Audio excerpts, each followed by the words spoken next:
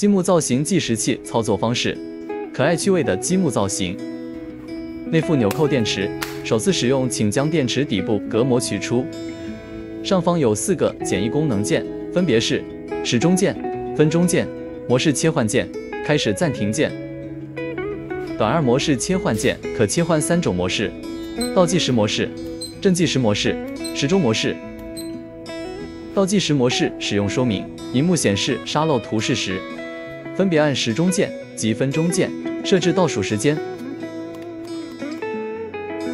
设置完后，短按开始暂停键开始倒数。开始后，正下方会显示秒数。再短按一次开始暂停键，可以暂停倒数。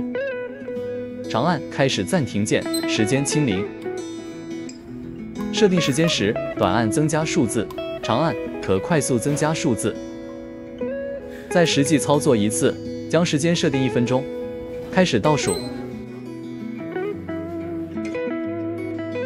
时间一到，闹铃响起，任意按下一个按键即可关闭闹铃。关闭闹铃后会恢复原本设定的倒数时间。再长按开始暂停键，可将时间清零。正计时模式使用说明：直接短按开始暂停键即可开始计时，一样下方会显示秒数。再次短按开始暂停键可暂停计时，长按开始暂停键一样可将时间清零。时钟模式使用说明：不止计时，也能作为电子时钟使用。时钟模式下，长按模式切换键可进入时间设置界面。设置模式中，萤幕数字会闪烁。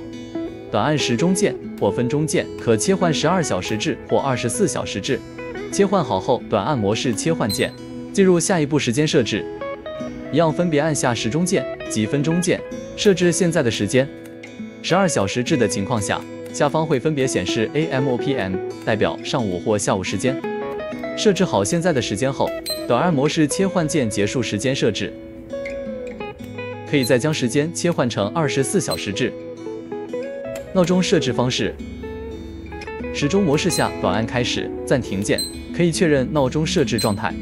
萤幕右上角会显示闹铃图示，萤幕显示 OFF， 代表目前是没有设置闹钟的状态。